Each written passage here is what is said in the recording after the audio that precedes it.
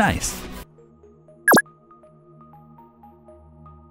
Pokemon Sword and Shield. Ooh, this game has gone through a lot of ups and downs. I did a podcast about it if you want to listen to me and my good friend Robert Lee talk about it at length. Overall, I like to sing the praises of this game.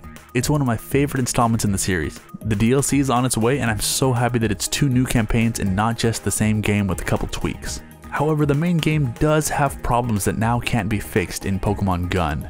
So today I'm gonna rant about that. And no, National Dex is not the biggest issue in the game, just putting that out there right now. I've already talked about that quote-unquote problem. Plus there's bigger flaws in the game. I'm gonna say Pokemon spoilers, talking about all the generations here, so fair warning before we get into the goods. Anyways, one of the biggest problems in Sword and Shield is the villain. Look, even my friends agree. Mr. Rose is the weakest part of the game. Do we need a big world-ending villain like this? No, they're pointless and dumb. End of video. Thanks for watching. Just kidding, haha. We're getting into some plot shenanigans today. Let's talk about where to take Pokemon villains from here. And take notes, Mr. Game Freak, because I know you watch my videos. Everything in my very first Startown video came true, so here are some strong suggestions for your next game. Before we get into what you should do with your next installment, Pokemon Breakfast and Dinner, let's take a quick-ish walk through the history of series baddies. Red and Blue. Team Rocket was straight up the mafia. I love that Game Freak didn't hit us over the head with the very ham-fisted, "These are the bad guys." Duh. Most trainers you encounter start battles with something cheerful or weird. Rocketeers are getting mad because you're in their way. There's no deep dive into their sinister motives, but we still understood that they were more threatening than youngster Joey. Gold and Silver was an attempt to build a threat in a greater world, but the crimes felt like isolated incidents when you could tell they were trying not to be. We had the same issue with Ginger Sasuke, who kinda just pops in to deliver some angst. I appreciate the attempt they made to flesh out the world, but Team Rocket's presence felt disjointed, so I was never personally invested. A lack of a leader may be the cause of that. Ruby Sapphire. Notably, this is the first game in the series to really try and tell a bigger story. It did revolve around a giant wacky villain, Maxie or Archie depending on which game you played, but it worked. This was also the first game to utilize the lore of legendary Pokemon in the plot. Summon the Pokemon on the box art in order to reshape the world with more land or sea. It was a very silly antagonist, and for better or worse, this is where the problematic pattern starts. Diamond and Pearl.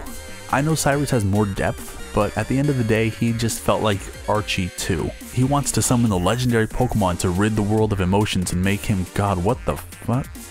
They didn't do a bad job with it, but you see some similarities? Black and White. Team Plasma's mission didn't make sense to me personally, so I lost investment here. Pokemon are slaves, so we have to use our slaves to emancipate your slaves. And then L slides into the DMs of one of the legendary Dargans to beat the champion and force people to abandon their Pokemon.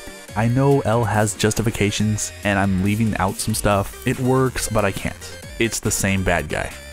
X and Y. Alright, this villain is hot doo-doo. Lysandre. Anyways, based off what I read on Bulbapedia, this guy is Thanos. He wants to summon the legendary Pokemon, blah blah blah, snap less people. You get the picture. It's not a bad premise, but the problem is we don't see him in action until after the 5th gym. That's over half the game without a villain or antagonist. We're certainly not challenged by these goobers. Though, to be fair, he had a stronger presence than the champion Diantha. Literally who? Sun and Moon. Okay, tactically this one has the apocalyptic bad guy summon legendary Pokemon plot, but bear with me, because this one has a lot more to it. First off, I love Team Skull, my absolute favorite bunch of goons, led by one grumpy boy. They're your basic thuggish antagonist gang who steals bus stop signs so the bus doesn't know where to stop. Just the best. But then Rutro, super obvious plot twist, this group of scientists called the Aether Foundation are the bad guys. We saw this plot twist in the very first cutscene of the game. Anyways, what makes this enemy structure interesting is the intimate connections. Lucamine is obsessive with her research and neglects her daughter Lily in pursuit of jellyfish and beefy boys. Team Skull is in cahoots with Lucamine, but you learn that these guys are just a bunch of misfits with fake tattoos just trying to find a purpose. The character relationships are more complex here than any other mainline Pokemon game. It's hard to build a relationship with a protagonist void of personality, so building characters off of other NPCs was super effective. Haha. Alright, so we just did a leisurely lightning round through 7 generations of games. Before we get into Sword and Shield, let's sift through this rogues gallery and see what has worked and what hasn't worked. The good. There's an adversary who threatens you. they did mean things that make the player want to step in. You're in contention with them from the very beginning, and they have a relationship with characters around them. The bad, not present throughout your journey. None of this is groundbreaking, pretty standard storytelling in my books. So, how did Sword and Shield's villain fare? Yeah, they completely dropped the ball on this one. Mr. Rose is none of the good traits and all of the bad. The only discernible character trait about this dude is dad bod. He's technically there throughout the story, but you don't confront him or his goons until right before the champion fight. As a design, I think this is a good place to put it. Black White did this, but Black White also had you fighting their goons from the very beginning. And to make matters worse, anytime we got a hint of plot progression, the adults were like, giant explosion? Pfft, it's fine, just run along and go get your ugly looking badges. It's the same bad guy summons the legendary MacGuffin plot that we've been doing for over a decade, but it feels like they looked at this good and bad list I made and thought, what if we mix it up by doing the exact opposite? It honestly feels like the game didn't even want to tell this story. Sword and Shield was at its core a story about your journey to become champion. I know this is always the main plot, but this time they really hammered it home. Like I said, they straight up tell you to ignore this apocalypse plot and go get some badges. It's a terrible way to do it, but hey, you work with what you got. On top of that, Hop has a really good arc to mirror your journey to the top. He's trying to live up to his brother, the current champion, but struggles with the fact that he lives in his brother's shadow. I like the fact that all three rivals go on their own arcs to be the very best like no one ever was. We didn't see either of the two legendary doggos on the title screen like we do in most games, because it's not about them. I really like that once you beat this game and you open up the title screen again, you see you and your homies all stanced up. Like, hell yeah, this game's about me. Unfortunately, all this gets invalidated because dang old Presidente over here really cuts into your journey with this half-baked plot.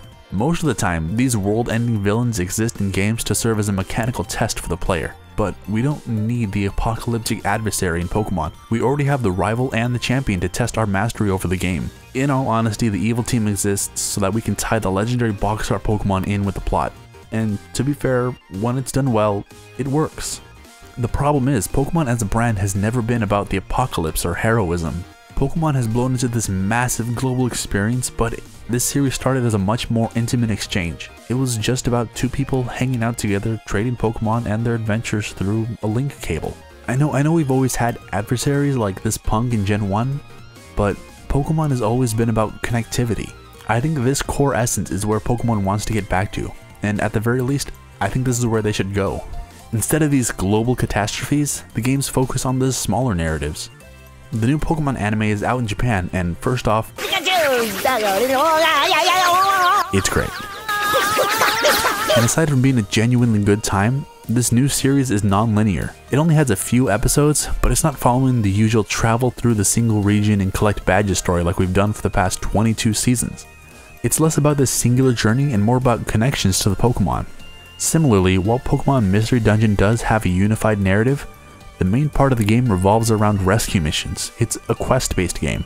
I don't think mainline Pokemon should abandon the gym badges and stuff, but including smaller quests can help make the world feel fuller with bits of fun, weird side characters. We have a few moments like that in Sword and Shield, but let's give those moments more feelings of connectivity, and not just to make Fashionista over here happy. So what the heck does all this junk mean? Well, to put it simply, Pokemon should move away from the apocalyptic plot lines. Having a big bad isn't a bad thing, but when it's done like this, or like this, maybe try dabbling in something new. Pokemon should lean more into the stories that have genuine personal connections. And this isn't to say all of them need to be happy relationships. I kinda glossed over him, but Gary motherfucking Oak is a great example of a character you aren't at all buddy-buddy with, but you still share an intimate connection with. Like I said, Pokemon has been trying to market itself as adventure time with your favorite doggo. Everything from Pokemon and Me to follower Pokemon to the most recent campsite feature has all been in order to make this game about adventure time with your favorite doggos and absolutely not dogfighting. Side note, Pokemon and Me is a genius pun. And if they really want to lean into those elements of friendship and community and connecting with others, more of the game should be focused around that. Am I saying that I want Pokemon to be an MMORPG? No, but that's mostly because I don't like MMOs. Just give us side quests, you know? Build small, cute personal connections to a California-inspired region. And one last thing, Mr. Game Freak, if you really want a world-ending villain to help sell some box art Pokemon, give it a Dragon Ball style ending where the friends you meet along the way give you their friendship energy in order to save the day. So yeah, basically I want Pokemon to be more about friendship and community. Speaking of friendship and community, you guys should all do the friendly thing and hit that like, comment, subscribe button and join my community. Please. Hey, thanks for sticking around to the end of the video. And also, you know, hitting that like, comment, subscribe button. So I think I've fallen into a pretty steady pattern of, you know, my videos are going to come out once a month just because I'm working on other things too. But stay tuned because next month is Animal Crossing. I've got a professional artist who helped write the script, so I'm really excited about that. And yeah, stick around because got more fun stuff coming through.